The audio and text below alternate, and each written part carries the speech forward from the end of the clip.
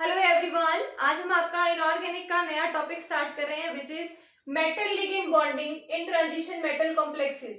तो टॉपिक की डिटेल में जाने से पहले ये देखिए इसमें क्या वर्ड इन्वॉल्व है। ट्रांजिशन मेटल, आप सभी को पता है ट्रांजिशन मेटल किनको बोलते हैं? डी ब्लॉक एलिमेंट्स को। जो भी हमारे डी ब्लॉक के एलिमेंट्स हैं उनको हम क्या बोलते हैं? Transition metals. और जो हमारी ट्रांजिशन मेटल्स हैं वो कोऑर्डिनेशन कंपाउंड बनाती हैं। कैसे कंपाउंड बनाती हैं? Coordination compound.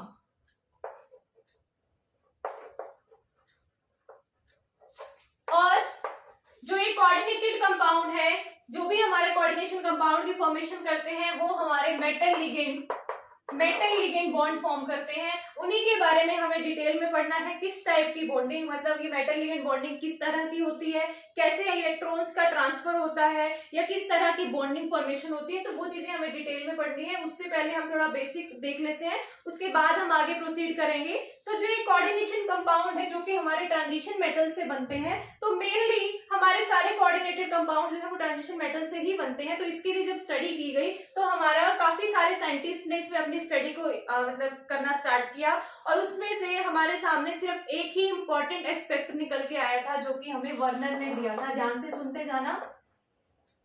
वर्नर ने दिया था, क्या कहा मैंने, दोबारा रिपीट कर रही हूँ कि जो ये ट्रांजिशन मेटल कॉम्प्लेक्सेस जो बनते हैं या कोऑर्डिनेटेड कंपाउंड्स जो बनते हैं हमारे, उसकी स्टडी के लिए कि किस तरह से कंपाउंड फॉर्मेशन होता है, किस तरह की इनकी स्टीरियोकेमिस्ट्री रहती है, तो वो चीजें स्टडी करने के लिए हमारे डिफरेंट साइंटिस्ट ने इसके ऊपर काम किया था। बट मेनली जो मेन क्रेडिट, या फिर कहो कि जो मेन क्रेडिट जाता है कि जिसने हमारे कोऑर्डिनेटेड कंपाउंड की स्टडी को किया था, वो जाता है हमारा वर्नर को। वर्नर ने 1893 में एक थ्योरी दी थी अपनी, जिसको कि वर्नर कोऑर्डिनेशन थ्योरी के नाम से जाना जाता है। वर्नर कोऑर्डिनेशन थ्योरी के नाम से जाना जाता है। इन्होंने क्या कहा था, अपनी थ्योरी का बेसिस क्या बनाया था कि जब इन्होंने अपनी स्टडी की तो ये कहते हैं कि जो मेरी किसी भी कंपाउंड का, किसी भी मेटल एटम की अगर बात करें तो कोई भी मेटल है वो मेटल दो तरह की वैलेंसी शो करता है। क्या कहा मैंने? दो तरह की वैलेंसी की बात कर रही हूं। दो तरह की वैलेंसी शो करता है। एक को इसने कहा प्राइमरी वैलेंसी, एक को कहा प्राइमरी वैलेंसी, दूसरी वैलेंसी को कहा सेकेंडरी वैलेंसी। अभी तक मैंने क्या कहा एक बार दोबारा रिपीट कर देती हूँ। ट्रांजिशन मेटल्स के बारे में स्टडी करने वाले हैं। ट्रांजिशन मेटल्स हमारा डी ब्लॉक एलिमेंट्स को कहा जाता है।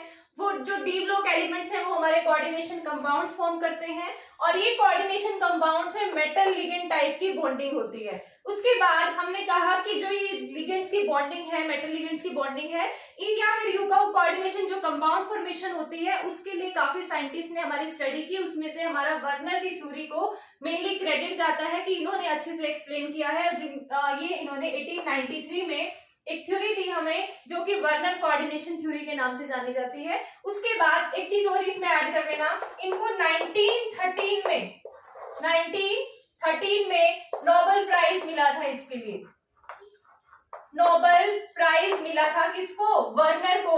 वर्नर कोऑर्डिनेशन थ्योरी के बारे में जो भी इन्होंने एक्सप्लेन किया, तो उस टाइम देखो दी तो थी इन्होंने 1893 में, बट इनको नोबेल प्राइज कब मिला? 1913 में। तो इसके बाद अब हम इसकी थ्योरी के बारे में थोड़ा सा बात कर लेते हैं।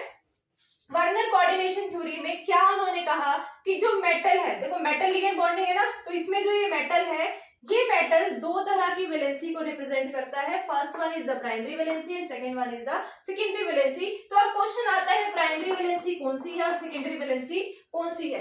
प्राइमरी वैलेंसी आपकी होगी ऑक्सीडेशन स्टेट या ऑक्सीडेशन नंबर कह लो। ऑक्सीडेशन नंबर, किसी भी मेटल एटम का ऑक्सीडेशन नंबर हमारा प्राइमरी वैलेंसी के अंडर आएगा वर्नर कोऑर्डिनेशन थ्योरी में। अब सेकेंडरी वैलेंसी की अगर बात की जाए तो सेकेंडरी वैलेंसी में उन्होंने रखा कोऑर्डिनेशन नंबर को।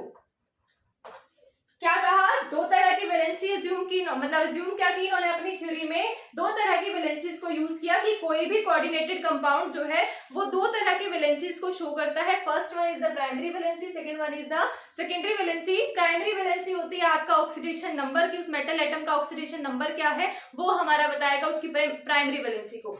Second one is the secondary valency. Secondary valency किस चीज पर डिपेंड करती है कि वो कितने नंबर ऑफ लिगेंड्स के साथ अटैच होने वाला है, या आगे आप इसको डिस्कस भी करोगे कोऑर्डिनेशन नंबर को, तो कोऑर्डिनेशन नंबर जो है वो हमारा सेकेंडरी वैलेंसी के अंडर आता है।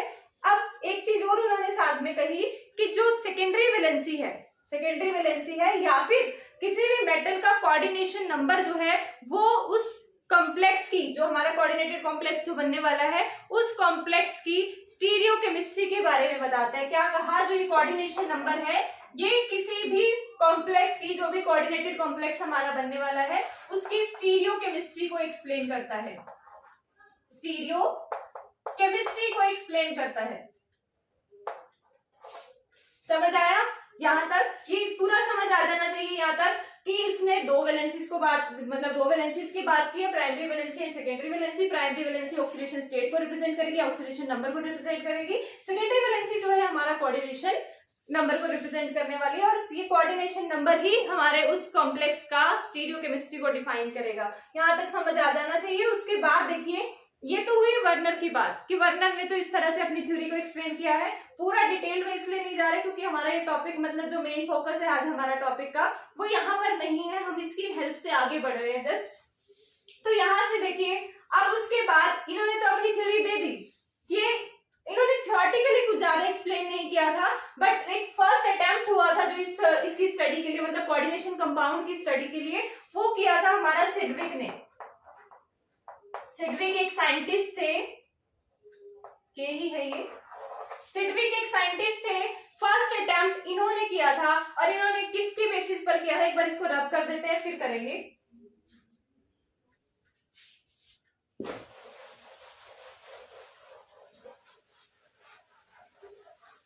सिडविक ने क्या किया, वर्नर ने तो अपनी थ्योरी में एक्सप्लेन कर दिया था इस कांसेप्ट को अच्छे से, बट सिडविक ने फर्स्ट अटेम्प्ट किया था। देखो वर्नर का तो हमने क्या कहा है कि उनकी थ्योरी तो एप्लीकेबल थी, बट सिडविक का ये जस्ट थोड़ा सा हम डिस्क्राइब कर देते हैं कि सिडविक भी एक साइंटिस्ट थे जिन्होंने हमारा कोऑर्डिनेशन कंपाउंड्स जो है उनको स्टडी करने के लिए स्टार्ट किया था। उन्होंने क्या किया, जो लुईस कंसेप्ट है ना, लुईस कंसेप्ट आप सभी ने पढ़ा है, लुईस कंसेप्ट को एक्सटेंड किया,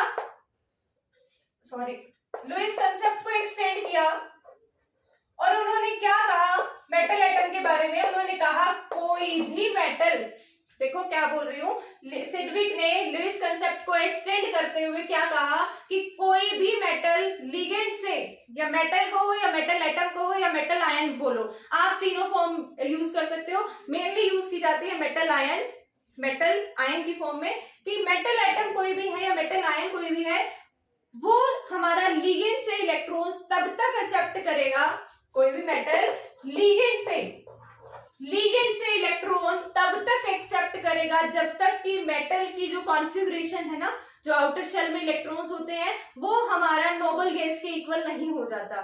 ध्यान से सुनो क्या कहा, सिडविक ने बोला कि लुईस कंसेप्ट को एक्सटेंड करते हुए बोला कि कोई भी मेटल जो है वो लिगेंड से इलेक्ट्रॉन्स तब तक लेता रहेगा जब तक कि मेटल की कॉन्फ़िगरेशन हमारे नोबल गैस के इक्वल नहीं हो जाती, नोबल गैसेस के इक्वल नहीं हो जाती, तब तक मेरा मेटल एटम जो है इलेक्ट्रॉन्स लेता रहेगा लिगेंड से। पर ये उनकी थ्योरी भी कंप्लीटली हमारे कोऑर्डिनेशन कॉम्प्लेक्सेस को एक्सप्लेन नहीं कर पाई, इसीलिए हम इनके बारे में भी इतना ज्यादा डिटेल में नहीं पढ़ते हैं। हम मेनली फोकस जो है हमारा, या फिर जो कोऑर्डिनेशन कंपाउंड जो है उनकी स्टडी हमारी वर्नर थ्योरी के बेसिस पर ही की जाती है। और इन्होंने ना एक टर्म जनरेट की थी, एक टर्म के बारे में बताया था, किसने, सिडविक ने, EAN के बारे में। EAN क्या है आपका, effective atomic number. Effective atomic number क्या होता है कि मेटल के पास खुद के जो इलेक्ट्रॉन्स है, वो number of electrons of metal, जो आप पूरा नहीं लिख रही कि number of electrons of metal, जितना भी उसके पास खुद के इलेक्ट्रॉन्स है वो, प्लस जितने इलेक्ट्रॉन्स वो लिगेंड से लेगा, प्लस जितने इलेक्ट्रॉन्स वो लिगेंड से लेगा उन दोनों का सम जो है वो इफेक्टिव एटॉमिक नंबर के इक्वल होता है। तो इसका मतलब इफेक्टिव एटॉमिक नंबर क्या हुआ, जितने उसके खुद के इलेक्ट्रॉन्स है मेटल एटम के वो इलेक्ट्रॉन्स प्लस लिगेंड के जो भी इलेक्ट्रॉन्स वो एक्सेप्ट करता है मेटल, वो दोनों इलेक्ट्रॉन्स को अगर हम ऐड कर देते हैं तो वो आपका हो जाता है आपके इफेक्टिव के। तो ये तो थोड़ा सा बेसिक था। हम अपना टॉपिक स्टार्ट करने से पहले थोड़ा जानना चाह रहे थे कि किस तरह की स्टडीज हमारी की गई, जो कि हमारा टॉपिक मतलब मेनली जो हम स्टडी करने वाले हैं उसका पार्ट नहीं है, बस थोड़ा सा बेसिक लेने के लिए हमने अभी तक पढ़ा था। तो यहाँ से हमने देखा कि साइंटिस्ट डिफरेंट डिफरेंट अपनी स्टडीज कर रहे थे और उन्होंने अपने डिफरेंट डिफरेंट पॉइंट्स दिए कि मेटल एटम जो है वो किस तरह से लिगेंड के साथ इंटरेक्ट करने वाला है। तो हमारा वर्नर ने बोला 2 तरह की वैलेंसीज को कंटेन करता हुआ तब जाके वो लिगेंड के साथ इंटरेक्ट करेगा। और सेडविक ने कहा हुआ है क्या कि जो मेटल है लिगेंड से तब तक इलेक्ट्रॉन्स लेता रहेगा जब तक कि उसका जो कॉन्फ़िगरेशन है वो नोबल गैस के इक्वल नहीं हो जाती। तो अब हमें बात करनी है कि फिर हम किसकी बेसिस पर अपने कोऑर्डिनेशन कंपाउंड्स को स्टडी कर सकते हैं। ये तो हमने कुछ थ्योरीज पढ़ ली है पुरानी, जिनको हमें डिटेल में ज्यादा करना नहीं था। एग्जाम में इसके बारे में ज्यादा पूछा जाता नहीं है, पर एग्जाम में किसके बारे में ज्यादा डिटेल में पूछा जाता है उसके बारे में हम बात करेंगे। वो मॉडर्न थ्योरीज बोली जाती हैं, modern theories for coordination compound, coordinated compound.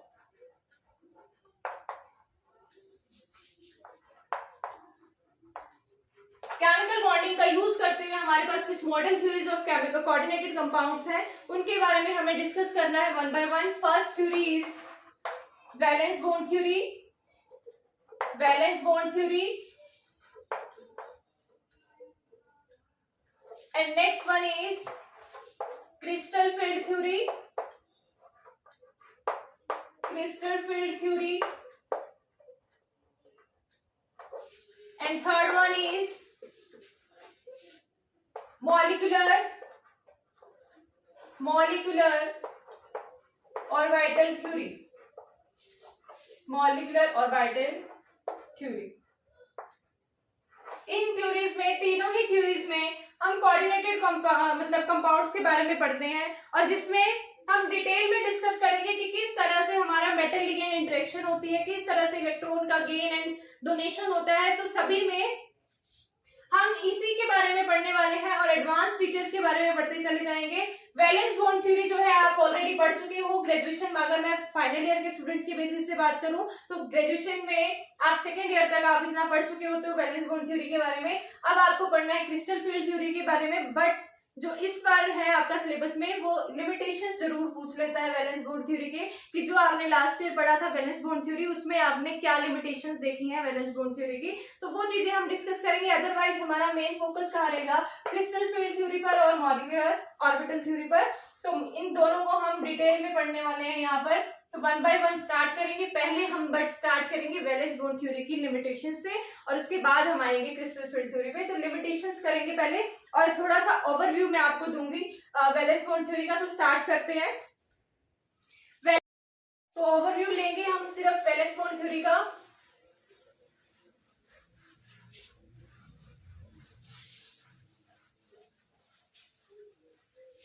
देखिए वैलेंस बॉन्ड थ्योरी जो आपकी है वो लिनस पॉलिंग ने हमें दी थी।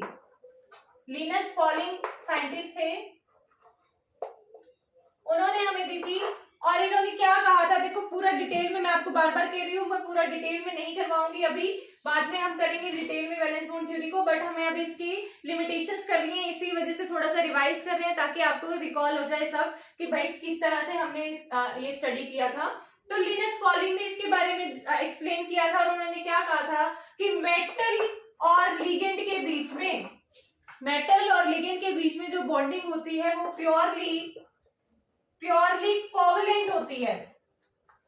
क्या कहा, प्योरली कोवलेंट बॉन्डिंग होती है। और मेटल लिगेंड बॉन्डिंग में कोवलेंट कैरेक्टर किस वजह से आता है, उन्होंने कहा कि जो मेटल एटम है, जो हमारा मेटल एटम है वो हाइब्रिडाइज्ड ऑर्बिटल को, हाइब्रिडाइज्ड ऑर्बिटल को टेक पार्ट कराता है हमारी बॉन्डिंग में। किस तरह से, देखिए वो कहता है कि जो मेटल है ना उसके पास अपने वेकेंट ऑर्बिटल्स होते हैं, वो वेकेंट ऑर्बिटल्स जो है वो हमारे पहले हाइब्रिडाइजेशन करेंगे, और हाइब्रिडाइजेशन करने के बाद जो उसके पास वेकेंट हाइब्रिडाइज्ड ऑर्बिटल होंगे वो हमारे लिगेंड्स के पास जो पेयर ऑफ इलेक्ट्रॉन्स हैं वो एक्सेप्ट करेंगे अपने हाइब्रिडाइज्ड ऑर्बिटल में।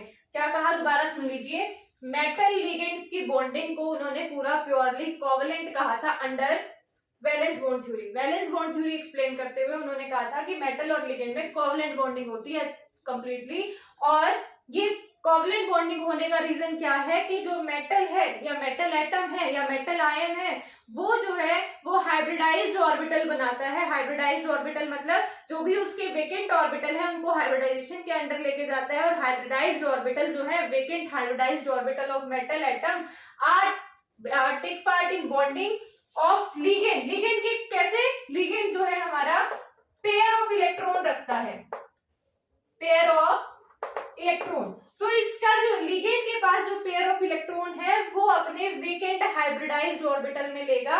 तो यहां से हमारे पास बॉन्डिंग किस तरह की होती है, लिगेंड इलेक्ट्रॉन पेयर दे रहा है मेटल को, पर मेटल के हाइब्रिडाइज्ड ऑर्बिटल में आ रहे हैं, तो यहाँ पर ये बॉन्डिंग हमारी प्योरली कोवलेंट कंसीडर की थी उन्होंने। और यहाँ एक चीज और ध्यान रखने की है, मेटल जो है आपका वो जो आपने हाइब्रिडाइज्ड ऑर्बिटल बनाएगा ना, दोबारा ये चीज ना अच्छे से ध्यान से समझना जो मैं अब पॉइंट बोलने वाली हूँ। क्या है कि इन्होंने कहा था लिनस पॉलिंग ने कि जो मेटल है अपने ऑर्बिटल्स को उन्हीं को हाइब्रिडाइज्ड ऑर्बिटल की फॉर्म में कन्वर्ट करेगा जितना कि ये कोऑर्डिनेशन नंबर बनाना चाहता है। क्या मतलब हुआ इसका कि मेटल ने जितने हाइब्रिडाइज्ड ऑर्बिटल बनाए हैं वो उसके कोऑर्डिनेशन नंबर को रिप्रेजेंट करेगा। अब इसका मीनिंग ये है कि जो लिगेंड से इलेक्ट्रॉन पेयर आने वाले हैं ना, लिगेंड से एक लिगेंड से भी इलेक्ट्रॉन ले सकते हैं हम, 2 लिगेंड से भी इलेक्ट्रॉन ले सकते हैं, 3 से भी ले सकते हैं। तो वो ये मेटल मतलब ये यहाँ पे ये कहना चाह रहे हैं कि मेटल जो है हाइब्रिडाइज्ड ऑर्बिटल में उतने ही ऑर्बिटल्स को कन्वर्ट करेगा जितना कि वो अपना कोऑर्डिनेशन नंबर रखना चाहता है,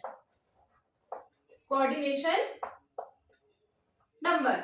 इसका भी मतलब ओवरऑल अगर हम देखें तो मेटल जो है हाइब्रिडाइज्ड ऑर्बिटल में अपने कन्वर्ट कर रहा है ऑर्बिटल्स को सिर्फ उतने ही जितने की रिक्वायर्ड हैं। वो सारे ऑर्बिटल्स को कन्वर्ट नहीं करेगा हाइब्रिडाइज्ड ऑर्बिटल में, वेकेंट ऑर्बिटल्स को ही हाइब्रिडाइजेशन के अंडर लेके जाते हैं ना, तो हाइब्रिडाइजेशन के अंडर सिर्फ उतने ही ऑर्बिटल्स को लेके जाएगा जो कि हमारे कोऑर्डिनेशन नंबर में इन्वॉल्व होने वाले हैं। अब उसके बाद क्वेश्चन आता है कि कोऑर्डिनेशन नंबर क्या क्या हो सकते हैं हमारे। कोऑर्डिनेशन नंबर अगर 6 की बात करें, कोऑर्डिनेशन नंबर 6 की अगर आप बात करते हो तो यहाँ लिनस पॉलिंग ने एक्सप्लेन किया कि जो हमारा मेटल है, एक सेकेंड रुको, कोऑर्डिनेशन नंबर 6 की अगर हम बात करें तो वहां पर इन्होंने कहा कि जो हमारा मेटल एटम है वो इनर ऑर्बिटल भी यूज कर सकता है, इनर ऑर्बिटल, और आउटर ऑर्बिटल कॉम्प्लेक्स भी बनाता है, आउटर ऑर्बिटल कॉम्प्लेक्स भी बनाता है।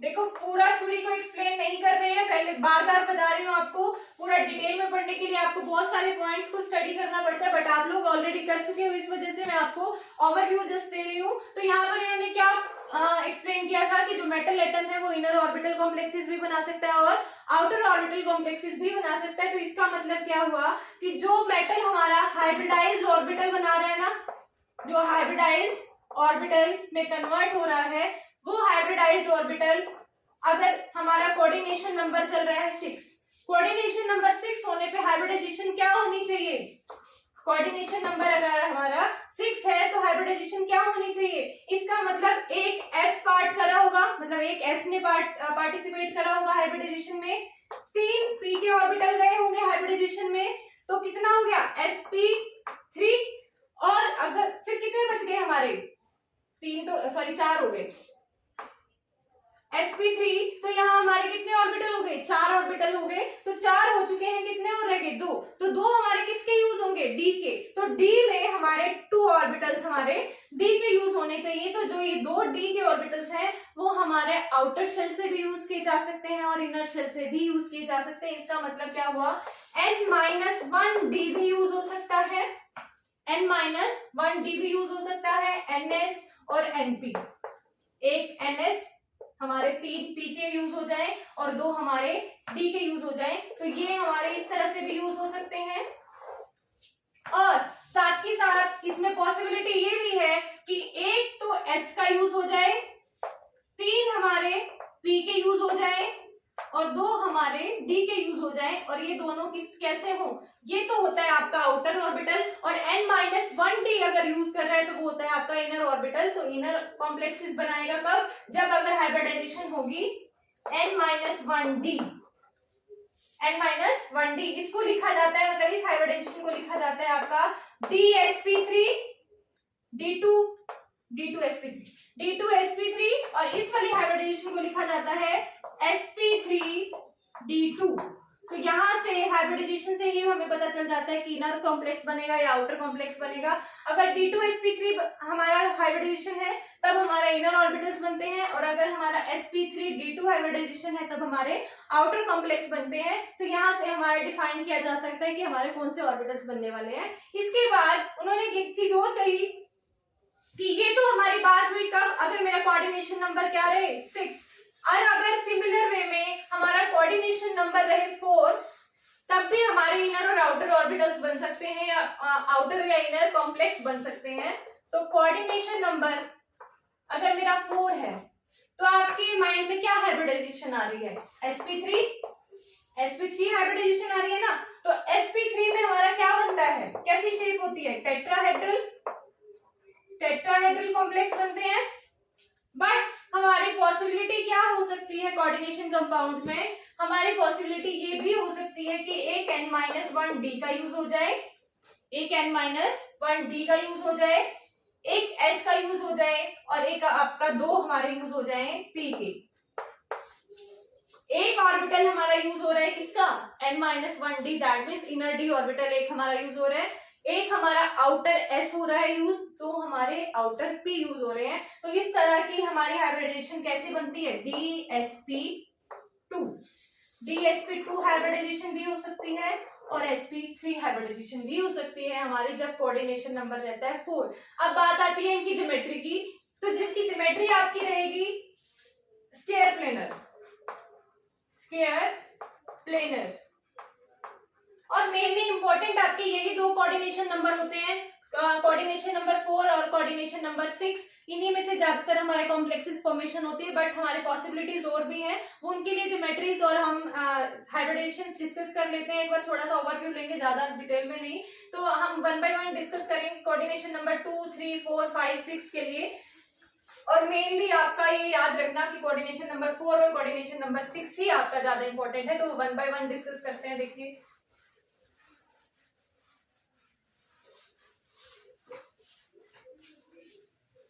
यहाँ कोऑर्डिनेशन नंबर लिख रही हूं, यहाँ आपका हाइब्रिडाइजेशन लिख दूंगी,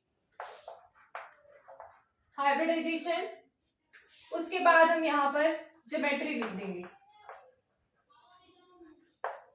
कौन सी ज्योमेट्री होने वाली है। कोऑर्डिनेशन नंबर अगर आपका रहता है 2 या फिर 3 या 4, 5, 4 की भी चलो 2 पॉसिबिलिटीज हम बाद में ही करेंगे।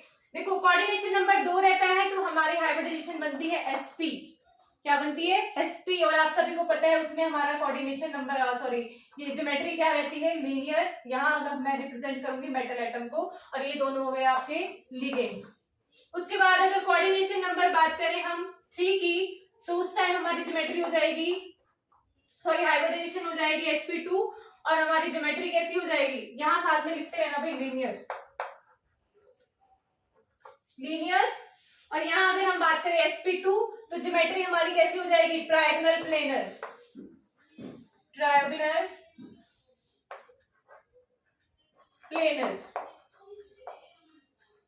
कैसी होती है ट्रायंगुलर प्लेनर, यहाँ लिगेंड, यहाँ पे लिगेंड, ये आपकी ट्रायगोनल प्लेनर। और ये अभी हमने डिस्कस किया है फोर्थ हाइब्रिडाइजेशन, मतलब कोऑर्डिनेशन नंबर 4 है, तो आपकी हाइब्रिडाइजेशन हो सकती है sp3। और दूसरी पॉसिबिलिटी अभी हमने लिखी थी, क्या पॉसिबिलिटी थी वो, dsp2।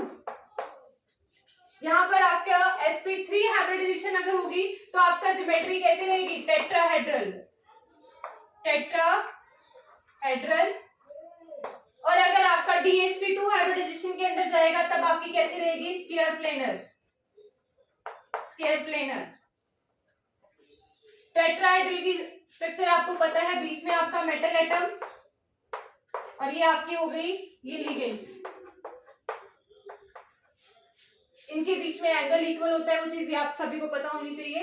फिर उसके बाद अगर आप ये dsp2 हाइब्रिडाइजेशन की बात करोगे तो बीच में हमारा मेटल एटम, और यहाँ पर हमारा स्क्वायर प्लेनर स्ट्रक्चर पे आ जाएगी आपके लिगेंड। तो ये आपका, इसी तरह से हम बात करेंगे कोऑर्डिनेशन नंबर 5 के लिए। तो कोऑर्डिनेशन 5 में भी हमारा दो पॉसिबिलिटीज बनती हैं, और वो पॉसिबिलिटीज क्या है, देखो 5 लिगेंड्स यहाँ पर, सॉरी 5 हाइब्रिडाइज्ड ऑर्बिटल हमारे यहाँ पर यूज हो रहे हैं। तो उसके लिए आपको क्या करना है, dsp3, देखो हो गए ना 5 ऑर्बिटल, 3 इसके, एक इसका, एक इसका, साथ में इसकी पॉसिबिलिटी एक क्या बनेगी, s3d। अब वही यहाँ पर भी दोनों में डिफरेंस क्या है, एक में हमारा इनर d ऑर्बिटल यूज हो रहा है, एक में हमारा आउटर d ऑर्बिटल यूज हो रहा है। तो अगर आप इनर d ऑर्बिटल की बात करोगे तो आपकी ज्योमेट्री क्या रहती है, ट्रायगोनल बायपिरामिडल, ट्रायगोनल बायपिरामिडल।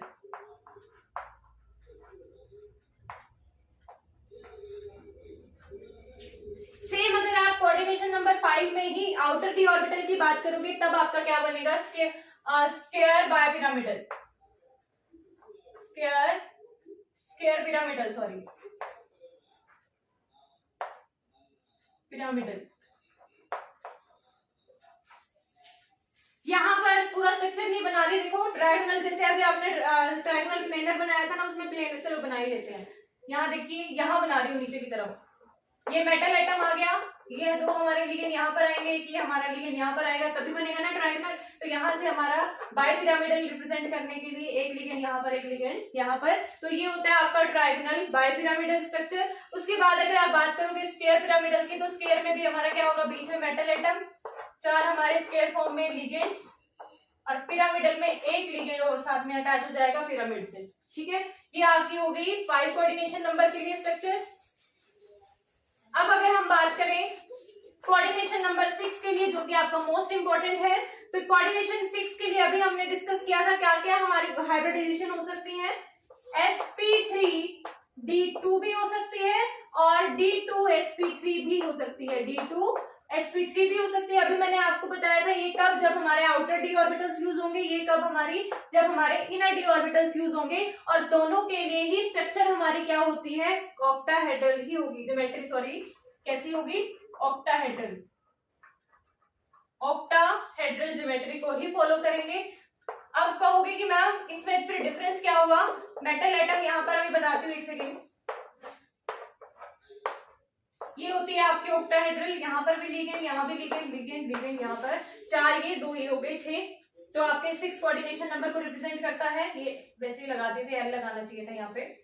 तो ये हो गया आपका ऑक्टाहेड्रल ज्योमेट्री। अब इसमें डिफरेंस कैसे पता चलेगा आपका d2 है या सॉरी sp3 d2 है या d2 sp3 है, तो इसके लिए आपको वैलेंस बॉन्ड, इसमें सॉरी क्रिस्टल फील्ड थ्योरी में आज हम एमओटी में एक्सप्लेन करेंगे। हमने कोऑर्डिनेशन कंपाउंड्स को डिफरेंट डिफरेंट कोऑर्डिनेशन नंबर के लिए भी डिस्क्राइब कर दिया है। तो यहाँ से हमने वैलेंस बॉन्ड थ्योरी का पूरा ओवरव्यू ले लिया है, कि जो कि हमारे लिए बहुत जरूरी था। जब हम इसकी लिमिटेशंस तक जा रहे हैं तो हमें थोड़ा सा रिकॉल करना बहुत जरूरी था कि क्या क्या हमने वैलेंस बॉन्ड थ्योरी में पढ़ा था, वो मैंने आपको करा दिया है। इसके बाद नेक्स्ट लेक्चर में हम करेंगे कि लिमिटेशंस क्या क्या है हमारी वैलेंस बॉन्ड थ्योरी की, जिसकी वजह से हमें क्रिस्टल फील्ड थ्योरी की तरफ शिफ्ट करना पड़ रहा है। और इसी तरह से फिर हम क्रिस्टल फील्ड थ्योरी से एमओटी की तरफ जाएंगे हालांकि, बट हम अभी वैलेंस बॉन्ड थ्योरी की लिमिटेशंस बताकर ही क्रिस्टल फील्ड थ्योरी पर शिफ्ट कर सकते हैं। तो आज हमारा इतना ही रहेगा, बाकी हम नेक्स्ट लेक्चर में करेंगे।